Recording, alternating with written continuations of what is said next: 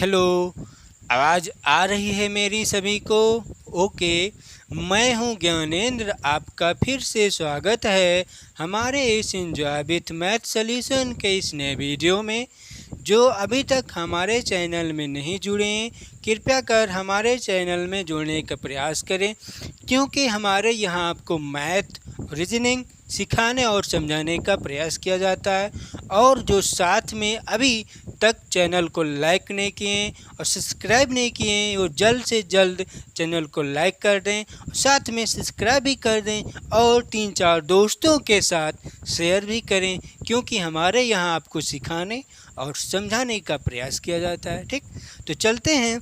आज क्या है, 1 सितंबर, जो कि हम 1 सितंबर से फाउंडेशन बैच लॉन्च कर रहे हैं यूट्यूब पर। फाउंडेशन बैच आपको यूट्यूब पर पढ़ाया जाएगा, तो देखते हैं क्या क्या इसमें पढ़ाया जाएगा। ठीक, देखते हैं।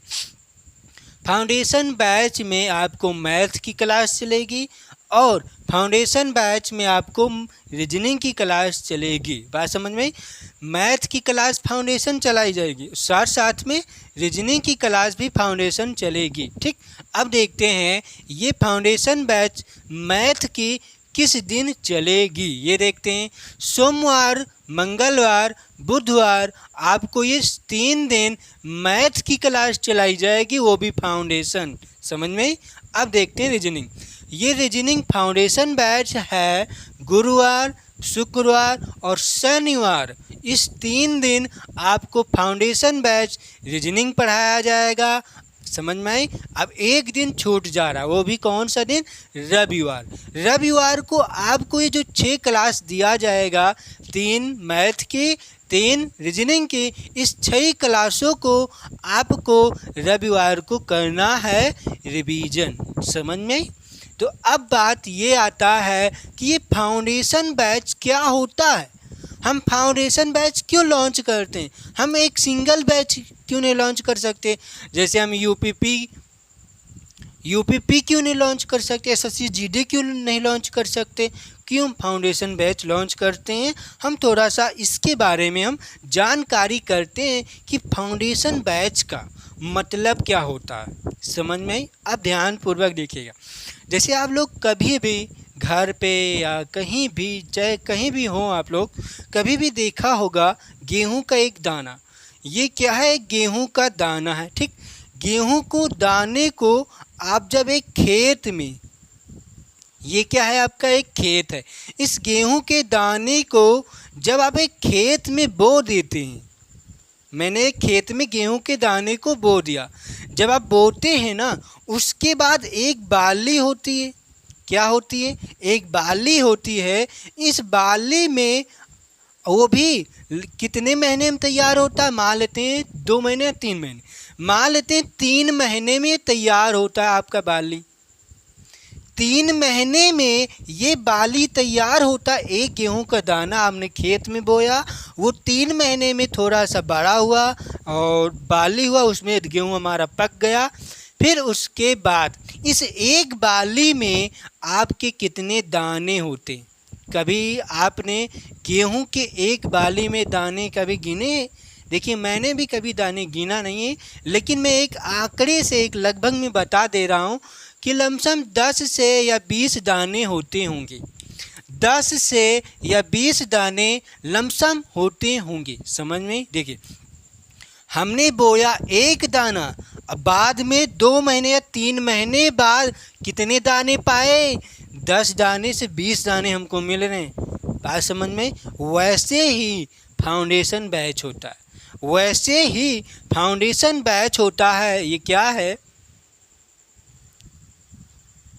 ये क्या है? आपका फाउंडेशन बैच है। ठीक, अब ये क्या है आपका?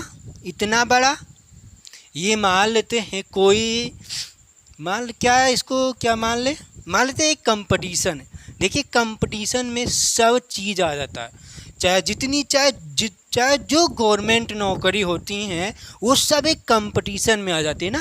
तो ये क्या है? आपका एक कंपटीशन है। ठीक, जब आप इस दाने को लेकर खेत में बोया ना, अब हम इस फाउंडेशन बैच को जब हम कंपटीशन में उतरते हैं, तो लमसम आपको 6 महीने से 1 साल, ठीक, 6 महीना से 1 साल आपको इस फाउंडेशन बैच को, इसमें फाउंडेशन बैच को इस कंपटीशन में पढ़ना है। फिर उसके बाद 6 से 1 साल पढ़ना है। फिर उसके बाद आपको ये फाउंडेशन बैच कितनी गवर्नमेंट नौकरी के लिए, इसका मतलब कितने एग्ज़ामों में आप बैठ सकते हैं, इसका ये फ़ायदा होता है। समझ में? जैसे आप फाउंडेशन बैच पढ़ लिया ना, चाहे जो एग्ज़ाम में बैठेंगे आप उस एग्ज़ाम में ज़रूर से ज़रूर झंडे गाड़ कर ज़रूर आएंगे। समझ में? जैसे यूपी PSSC GD, समझ में आया? वर्ल्ड कहने का मतलब कंपटीशन, कोई भी कंपटीशन हो, लेकिन वनडे एग्ज़ाम के लिए।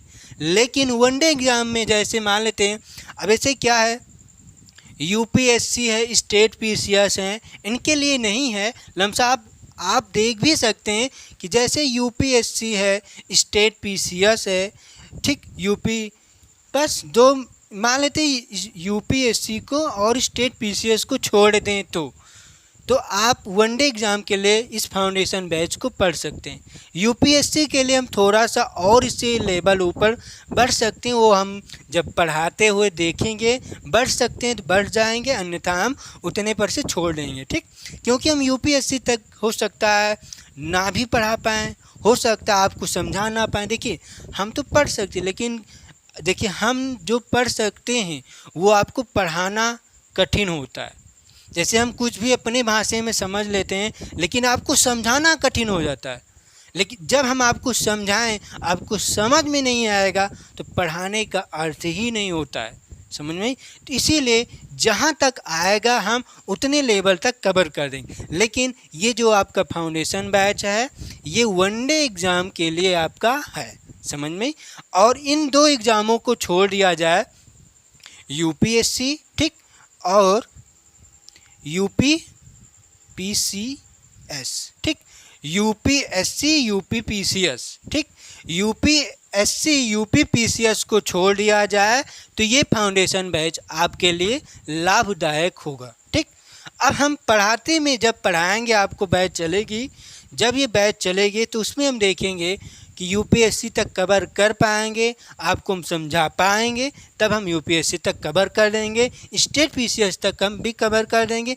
नहीं कवर कर पाएंगे तो आपको वनडे एग्ज़ाम के लिए हम कवर कर देंगे। समझ में? ये होता है फाउंडेशन बैच का मतलब। जैसे आप एक फाउंडेशन बैच कर लेंगे तो आप चाहे जिस एग्ज़ाम में बैठेंगे वहाँ पर आप झंडे गाड़ के आएंगे, ठीक। इसीलिए हम आपको फाउंडेशन बैच लॉन्च कर रहे हैं, वो भी 1 सितंबर से। और आज क्या 1 सितंबर है, और सोमवार, मंगलवार, बुधवार को आपको चलेगी क्या, मैथ की क्लास। गुरुवार, शुक्रवार, शनिवार को चलेगी आपकी रीजनिंग की क्लास। समझ में? अब हम बात करते हैं मैथ में। मैथ में क्या क्या चीज़ आपको पढ़ना है, मैथ में कौन सी टॉपिक आपकी चलेगी और कितने चैप्टर मुझे पढ़ना है। अब हम थोड़ा सा इस पर बात कर लेते हैं, क्योंकि देखिए क्लास स्टार्ट करने से पहले एक क्लास आपकी होती है क्लास के बारे में। तो ये जो आपकी पहली क्लास है, आज क्या ये पहली क्लास है, ये पहली क्लास आपके फाउंडेशन बैच के बारे में है कि फाउंडेशन बैच क्या होता है, फाउंडेशन बैच का मतलब क्या होता है, हम इसमें क्या क्या चीज़ पढ़ेंगे, कौन से चैप्टर पढ़ेंगे, इस पर हम बात करते हैं, ठीक। तो मैंने आपको ये बताया कि फाउंडेशन बैच क्या होता है, और इस फाउंडेशन बैच में मैथ की क्लास किस दिन चलेगी और साथ में रीजनिंग की क्लास किस दिन चलेगी, ये भी मैंने आपको बताया।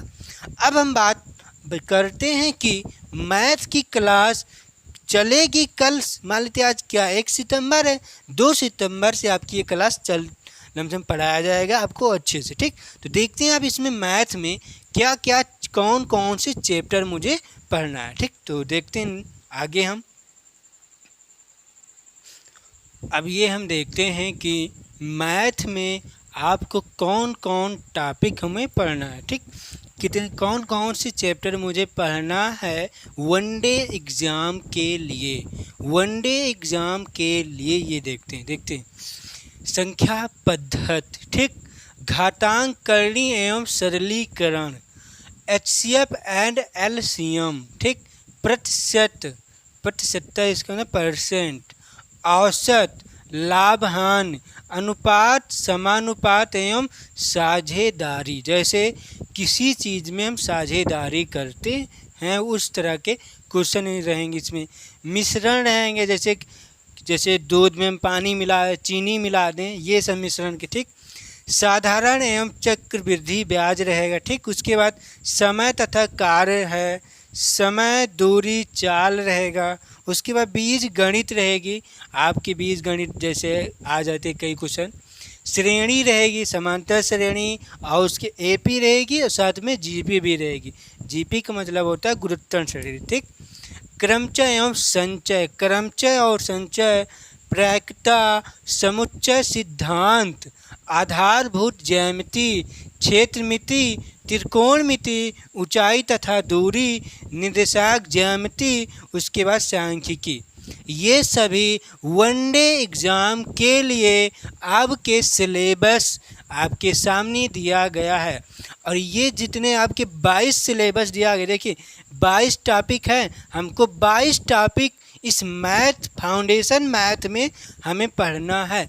और ये जो आपको दिया गया है ना, ये स्टेट PCS और UPSC में भी आपको काम देगा, लेकिन उतना नहीं दे पाएगा। समझ में, देखिए मैंने आपको पहले से ही बता दिया है कि हम UPSC के लिए और स्टेट PCS के लिए हम नहीं पढ़ा रहे हैं, समझ में, क्योंकि वहाँ पर होता है कि और अच्छे से अच्छे समझाना।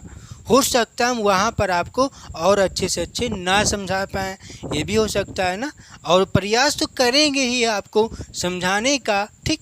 ये लेकिन ये है कि आप वनडे एग्ज़ाम के लिए इतना आप पढ़ लेंगे तो आपके कोई भी वनडे एग्ज़ाम में बैठेंगे, SSC CGL, HCL, MTS, CPO, तो आपको वहाँ पर झंडे ज़रूर से ज़रूर गाड़ के आएंगे, ठीक। हम इतना आपको अच्छे से मैथ और रीजनिंग समझाने और सिखाने का प्रयास करेंगे, ठीक।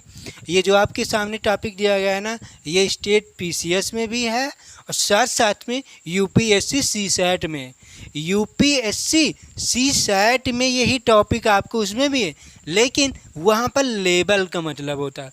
जैसे हम क्रमचय संचय पढ़ा रहे हैं, हो सकता है कि UPSC लेवल तक ना पढ़ाएं, हो सकता है ना पढ़ा पाएँ, हो सकता है ना पढ़ाएं, ये भी हो सकता है पढ़ा भी दें, समझ में। लेकिन आपके लिए वनडे एग्ज़ाम के लिए है, हम वनडे एग्ज़ाम के लिए आपको पढ़ाएंगे, हो सकेगा तो आगे भी और अच्छे से और अच्छे लेवल तक आपको सिखाने और समझाने का हम प्रयास करेंगे, वो भी UPSC और स्टेट PCS के लिए भी, ठीक। समझ आने बात। तो ये तो हुआ हमारा मैथ का फाउंडेशन बैच का सिलेबस, ठीक। अब हम बात करते हैं कि मैथ में ये तो हुआ, अब हम आज से ही स्टार्ट करते हैं कि संख्या पद्धति। हम सबसे पहले संख्या पद्धति पढ़ेंगे कि देखिए पहला टॉपिक आपको सबसे पहला आपका संख्या पद्धति पढ़ाई जाएगी, उसके बाद घातांक करणी और सरलीकरण, HCF एंड LCM, ऐसे ही आपकी चलेगी। पहले नंबर पे ये, दूसरे पे ये, तीसरे पे ये, चौथे पे ये, पाँचवें पे, जैसे आपको नंबर दिया गया वैसे ही क्लास चलाई जाएगी। ये देखिए मैंने आपको ऐसे इधर उधर से नहीं लगाया, एक सीक्वेंस से लगाया गया है कि जैसे हम देखिए संख्या पद्धति पढ़ लेंगे ना, ये जो संख्या पद्धति में हम पढ़ेंगे ना, वो हमारा घातांक करणी और सरलीकरण में फ़ायदा देगा। उसके बाद ये जो संख्या पद्धति, ये जो घातांक करणी हम पढ़ेंगे ना, इन दोनों का मिश्रण ही HCF एंड LCM है, समझ में। फिर उसके बाद परसेंट है, हम परसेंट में पढ़ेंगे इन तीनों का मिक्सचर, समझ में। वैसे ही ये लगाया ही गया है कि आपको जैसे हम देखिए, जैसे हम पढ़ा दें संख्या पद्धति, अब पढ़ा दें हम समुच्चय सिद्धांत, तो हम संख्या पद्धति से डायरेक्ट समुच्चय सिद्धांत पर पहुंच जाएं तो यहाँ पर तुमको अलग से मेहनत करना पड़ेगा और यहाँ पर तुमको अलग से मेहनत करना पड़ेगा ना। लेकिन जैसे हम संख्या पद्धति से घातांक करणी पढ़ाना स्टार्ट कर दूँ ना, तो आप घातांक करणी में 100% में 50% पहले से ही आपको समझ में आएगा। क्यों? क्योंकि कि क्योंकि आपके को संख्या पद्धति में ही कुछ चीज़ या कुछ बातें आपको बता दिया जाता है कि घातांक को करने में क्या क्या चीज़ हो सकते हैं। समझ नहीं बात। तो ये हुआ आपका सिलेबस। अब हम पढ़ेंगे संख्या पद्धति। पहला टॉपिक आप लोग डालिए संख्या पद्धति। अब हम देखते हैं इसके आगे क्या है। अब ये देखते हैं कि मैथ में पहला टॉपिक है आपका संख्या पद्धति। अभी तक मैंने क्या देखा था कि फाउंडेशन बैच मैथ में कितने टॉपिक पढ़ना था, हमें 22 टॉपिक पढ़ने हैं। ठीक, अब उस 22 टॉपिक में से पहला टॉपिक है आपका संख्या पद्धति, जिसे हम नंबर सिस्टम कहते हैं। ठीक ठीक, संख्या पद्धति नंबर सिस्टम में हम या संख्या पद्धति में अब हम संख्या पद्धति के अंतर्गत क्या क्या कौन कौन टॉपिक पढ़ने हैं आपके सामने लिखा हुआ क्या है। पहला टॉपिक क्या है, संख्याओं का वर्गीकरण। दूसरा टॉपिक क्या है, इकाई का अंक। तीसरा शून्यों की संख्या। और चौथा क्या है, जातीय मान तथा स्थानीय मान। पांचवा विभाज्यता के नियम। छठा क्या है, शेषफल प्रमेय। सातवां क्या है, संख्याओं का योग फल। समझ में आई बात। हमें नंबर सिस्टम में या संख्या पद्धति में हमें 7 टॉपिक पढ़ना है, वो भी किसमें, नंबर सिस्टम के अंतर्गत। समझ में। तो आप लोग पहला टॉपिक डाल लीजिए। पहला टॉपिक डालिए संख्याओं का वर्गीकरण। क्यों, क्योंकि अब हम संख्याओं का वर्गीकरण पढ़ना स्टार्ट करेंगे। ये जैसा टॉपिक पढ़ा है ना वैसे ही आपको पढ़ाया जाएगा। पहले नंबर पर संख्याओं का वर्गीकरण चलेगी, ये ख़त्म होगा, जस्ट इकाई का अंक स्टार्ट होगा, जस्ट शून्यों की संख्या, जातीय मान, स्थानीय मान, विभाज्यता के नियम, शेषफल प्रमेय। यहाँ क्या था, संख्याओं का योगफल। समझ में। देखिए संख्याओं के योगफल में गुणनफल सब आ जाएंगे, वहाँ पर अंतर हम सब पढ़ लेंगे। ठीक, उसमें अब देखिए जातीय मान तथा स्थानीय मान, इस चीज़ में से एग्ज़ाम में ज़्यादा क्वेश्चन आता है नहीं है, लेकिन हमें फाउंडेशन बैच है ना, तो मुझे कवर कराना पड़ेगा इसको भी। ठीक, तो इसलिए आपको इस संख्या नंबर सिस्टम में आपको इसको भी डाल दिया गया है। इसकी लमसम आधी क्लास या आधे क्लास में इसको हम ख़त्म कर देंगे। आधे क्लास में लमसम 5 या 10 मिनट में एक क्लास ये वाला टॉपिक आपका ख़त्म हो जाए। ज़्यादा कुछ है इसमें नहीं है। ठीक, आगे फिर हम देखते रहेंगे, अच्छे से पढ़ते रहेंगे। ठीक, तो आप लोग पहला टॉपिक डालिए संख्याओं का वर्गीकरण। ठीक, समझ में आई बात। संख्याओं का वर्गीकरण। अभी ये जो संख्याओं का वर्गीकरण है इसको अब हम कल से स्टार्ट करेंगे, क्योंकि आज काफ़ी समय भी हो चुका है ना। लेकिन थोड़ा सा हम देख लेते हैं कि संख्याओं का संख्या क्या होती है। बस हम संख्या क्या होती है वो थोड़ा सा जानकारी करते हैं कि संख्या क्या होती है। देखिए संख्या 1 अंक की संख्या होती है, 2 अंक की संख्या होती है, 3 अंक की संख्या होती है। देखिए 1 अंक की संख्या 1 से 9 तक होती है, और 2 अंक की संख्या 99 तक होती है, और 100 से लिख देते हैं। और ये जाती है आपकी 3 अंक की संख्या। फिर उसके बाद ये आता है आपकी 4 अंक की संख्या, वैसे 5 अंक की, 6 अंक की, 7 की, ऐसे ऐसे जाती है। ठीक, तो उसमें ये भी क्वेश्चन पूछ लेता है कि 2 अंकों की संख्याओं का योगफल बताइए। टोटल जितनी 2 अंकों की संख्या होती है ना उसका योगफल बताइए, ऐसा भी क्वेश्चन आता है। उसके बाद पूछेगा कि 1 अंक की संख्याओं का योगफल बताइए। तो पहले हमें ज्ञात करना पड़ेगा कि 1 अंक की संख्या कितनी होती है, उसका योगफल निकाल लेंगे हम। ठीक, उसके बाद कहेगा 3 अंकों की योगफल बताइए। 3 अंकों की संख्या के कुल योगफल निकालना है, ये आएगा। कहेगा 4 अंकों की कुल संख्याओं का योगफल बताइए। ऐसे ऐसे क्वेश्चन हमारे बनते हैं। पर समझ आए संख्या क्या होती है। ये 1 अंक की संख्या है और ये अंक भी है। देखिए ये क्या है, अंक भी है। 1 अंक की 1 अंक की संख्या, ये क्या है, 1 से 9 तक अंक भी है, और 1 से 9 तक 1 अंक की संख्या भी है। समझ में आई। लेकिन ये जो 10 से 99 तक है ये अंक नहीं है, ये अब आपकी सभी संख्या आ जाएंगी, ये सभी संख्या में आएंगी। लेकिन जैसे पूछ लेता है कि बताइए एक अंक की कुल कितनी संख्या होती है, तो बताना पड़ेगा आपको ना कि एक अंक की कुल संख्या, या पूछ लेगा कि अंक कितने होते हैं, तो अंक कितने होते हैं, 9 होते हैं। ठीक, उसके बाद देखिए अंक तो 10 होते हैं। 10 कैसे होते हैं एक बार देख लेते हैं। 0 आपका भी एक अंक है, 10 क्या आएगा 9 बार। ठीक, 0 भी एक अंक है, लेकिन ये 0 क्या है, असार्थक अंक है, असार्थक अंक है। और ये 1 से क्या है, सार्थक अंक होते हैं। ये 1 से 9 तक सार्थक अंक, और जब इसी में 0 मिला दिया जाता है तो वो असार्थक अंक बन जाता है, समझ में।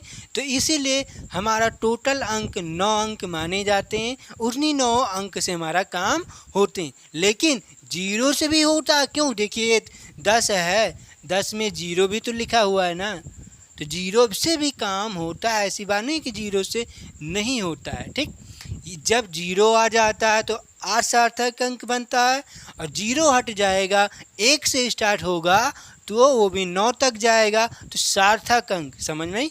तो एक अंक की संख्या 9 और एक अंक की हाँ सही, कोई दिक्कत नहीं, एक अंक की संख्या 9, एक अंक की संख्या 9 और अंक कितने होते हैं, 9 होते हैं, समझ में।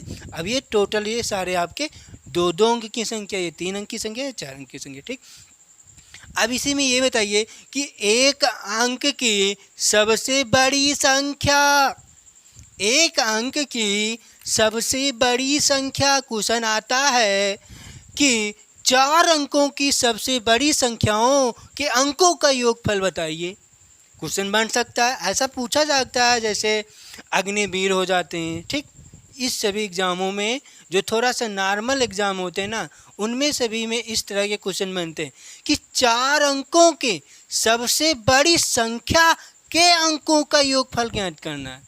समझ में क्वेश्चन का मतलब, जैसे हम कहते हैं कि 2 अंकों की संख्या, क्या क्वेश्चन बन सकते, देखिए सबसे बड़ी 2 अंकों की संख्या क्या होती है बताइए, सबसे बड़ी 2 अंकों की संख्या, तो सबसे बड़ी 2 अंकों की संख्या क्या है, 99। तो लिख लेते हैं, ये हुआ 2 अंकों की सबसे बड़ी संख्या, ये हुआ। अब देखते हैं 2 अंकों की सबसे बड़ी संख्या के अंकों का योगफल क्या होगा। क्वेश्चन समझ में आया। तो 2 अंकों की बड़ी संख्या के अंकों का योगफल बराबर 9 9 18 आंसर। इसी में कह देगा कि 2 अंकों की बड़ी संख्या के अंकों के अंतर 0, गुणनफल 81। ऐसे से क्वेश्चन पूछ सकता है, या ऐसे भी कर सकता है कि देखिए मैं आपको एक उदाहरण बताऊँ। ये सब क्वेश्चन जब मैं आपको संख्याओं का योग में पढ़ाऊँगा ना, उसमें हम इस पर थोड़ा सा बात करेंगे। ठीक, थोड़ा सा, लेकिन हम यहाँ पर आपको थोड़ा सा हम समझा दे रहे हैं। ठीक, जैसे क्वेश्चन बनाएगा कि 2 अंकों की सबसे बड़ी संख्या के अंकों का योगफल का इकाई का अंक क्या होगा। ये क्वेश्चन इकाई के अंक के में पूछ सकता है। इकाई के अंक में जैसे आपका क्या था, इकाई का अंक कौन सा टॉपिक था, दूसरे नंबर पे इकाई का अंक हमें पढ़ना है ना। दूसरे नंबर में तो इकाई का अंक में क्वेश्चन बन सकता है कि 2 अंकों की सबसे बड़ी संख्या के अंकों का योगफल में इकाई का अंक बताइए। तो कैसे लगाना है, पहले तो 2 अंकों की सबसे बड़ी संख्या लिखेंगे हम, क्या आएगी 99। उन 99 के अंकों का योगफल, तो 99 9 9 से बना होता है, तो इन 9 9 को जोड़ेंगे तो आएगा 18। उस 18 में कह रहा है कि इकाई का अंक क्या होगा, तो 18 में इकाई का अंक क्या होता है, 8 है ना। अब देखिए जब हम इकाई के अंक में जब पढ़ाएंगे तो वहाँ पर हम आपको समझाएंगे थोड़ा सा डिटेल में कि इकाई का अंक क्या होता है, दहाई का अंक क्या होते हैं, सैकड़े क्या होते हैं, हज़ार कैसे बनाए जाते हैं। ठीक, तो वहाँ पर हम थोड़ा सा डिटेल में समझेंगे इकाई के अंक में, ठीक। यहाँ पर थोड़ा सा ये समझ लीजिए, ऐसे क्वेश्चन बनाते हैं, ठीक। किसी की दिक्कत नहीं है, लेकिन ये सब चीज़ थोड़ा सा हम बात करेंगे जब हम संख्याओं का योगफल पढ़ेंगे। हो सकता है संख्याओं का वर्गीकरण, संख्याओं के वर्गीकरण में हमने इसको नहीं पढ़ेंगे। क्यों? क्योंकि संख्याओं के वर्गीकरण में हम सिर्फ संख्या के बारे में जानेंगे कि संख्या कौन कौन होती हैं, कितने प्रकार की होती हैं, ये सब चीज़ हम बात करेंगे इसमें, ठीक। तो आज हम यही तक रखते हैं। आप लोग हेडिंग डाल लेना, क्या संख्याओं का वर्गीकरण।